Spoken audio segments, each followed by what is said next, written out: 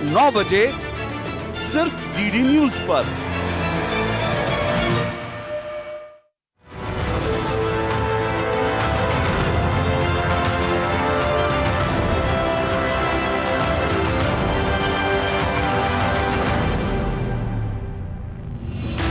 नमस्कार, हमारे इस विशेष कार्यक्रम मिशन गगनयान में आप सभी का बहुत बहुत स्वागत है और आपके साथ मैं हूं शहला निगार।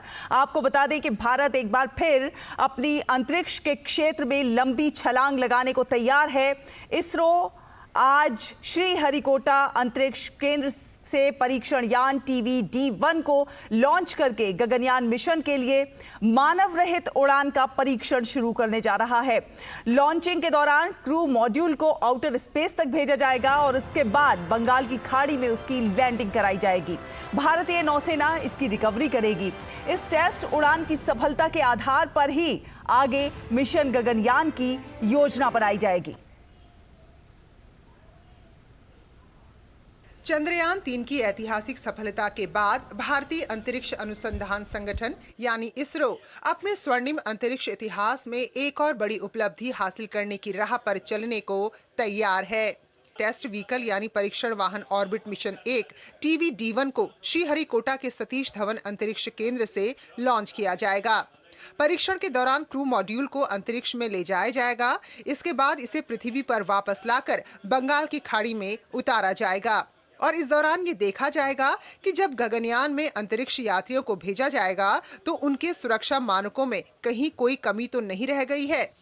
So we will create an abort condition which is corresponding to speed of the rocket becoming speed of the sound. So at that time we will abort and then create decelerating the crew module back to sea. Then we'll go there and collect it and see how the whole of the system performs. इस परीक्षण यान TVD-1 के 3 हिस्से होंगे। सबसे पहला हिस्सा है अबॉर्ट मिशन के लिए बनाया गया सिंगल स्टेज लिक्विड रॉकेट। ये क्रू मॉड्यूल और CES यानी क्रू एस्केप सिस्टम को ऊपर ले जाएगा।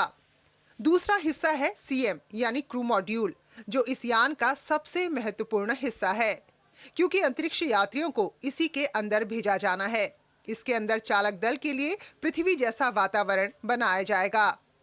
और तीसरा हिस्सा है CES यानी क्रू एस्केप सिस्टम। इस सिस्टम का काम ये सुनिश्चित करना है कि लॉन्च पैड पर या चढ़ाई के दौरान किसी भी आपात स्थिति में क्रू मॉड्यूल को चालक दल के साथ सुरक्षित दूरी पर ले जाया जाए। अब आपको बताते हैं कि आखिर इस परीक्षण में कौन कौन से चरणों को शामिल किया गया है। उड़ान भरने के बाद का पहला चरण है एसेंट फेज यानी चढ़ाई वाला चरण। इसमें टेस्ट व्हीकल यानी परीक्षण यान क्रू मॉड्यूल और क्रू एस्केप सिस्टम को ऊपर ले जाएगा। HEM फायरिंग के दौरान इससे क्रू मॉड्यूल और क्रू एस्केप सिस्टम अलग हो जाएंगे। दूसरा चरण है CES फेज, जिसमें CM यानी क्रू मॉड्यूल को सुरक्षित रूप से पृथ्वी पर वापस लाने के लिए पैराशूट खोलकर लैंड करने का परीक्षण किया जाएगा।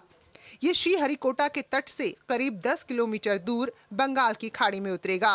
ये परीक्षण सुनिश्चित करेगा कि अंतरिक्ष यात्रा के दौरान कुछ गड़बड़ी होने पर अंतरिक्ष यात्री सुरक्षित धरती पर वापसी कर सकें।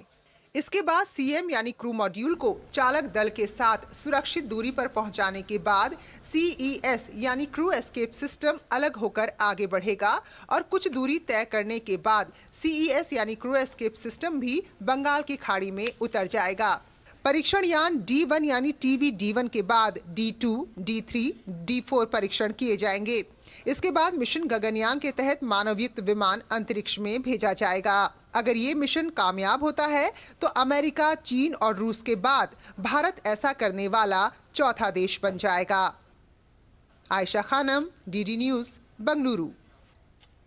तो चंद्रयान 3 की सफलता के बाद भारतीय वैज्ञानिकों में अंतरिक्ष को लेकर जोश अपने चरम पर है। चंद्रयान 3 मिशन के बाद आदित्य L1 की सफलता ने पूरी दुनिया को चौंका दिया है और अब इसी क्रम में गगनयान मिशन भी भारत के लिए मील का पत्थर साबित होने जा रहा है। आइए आज आपको बताते हैं कि क्या कुछ है मिशन गगनयान और कब लॉन्च हो रहा है गगनयान और हमारे लिए इसका क्या कुछ महत्व है।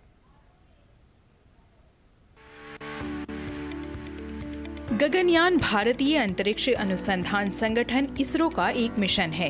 इस मिशन के तहत 3 अंतरिक्ष मिशनों को अंतरिक्ष कक्षा में भेजा जाएगा। इन 3 मिशनों में से 2 मानव रहित होंगे, जबकि 1 मानव युक्त मिशन होगा।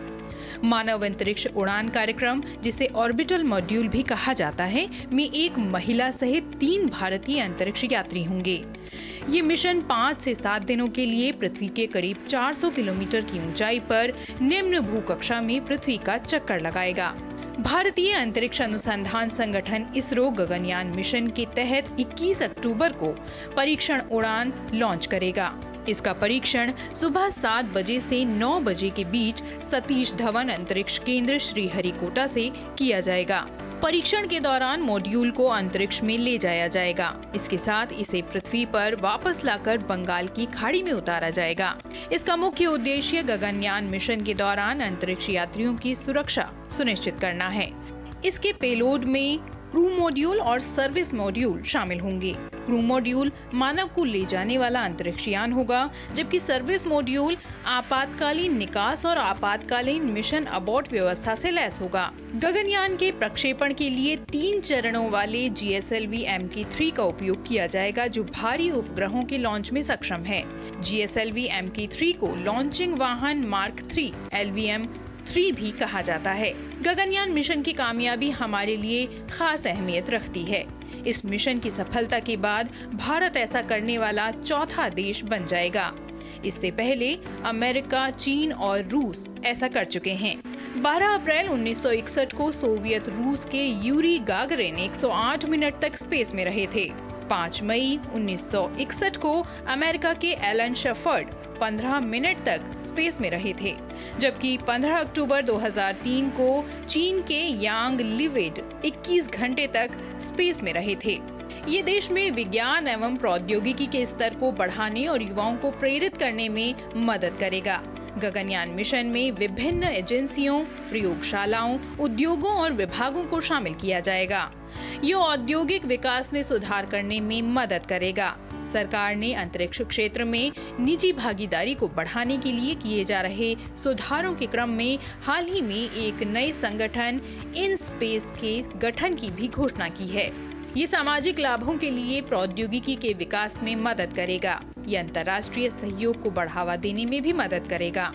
प्रधानमंत्री नरेंद्र मोदी ने वैज्ञानिकों के साथ गगनयान मिशन को लेकर उच्च स्तरीय बैठक की और गगनयान मिशन की तैयारियों के लिए समीक्षा की।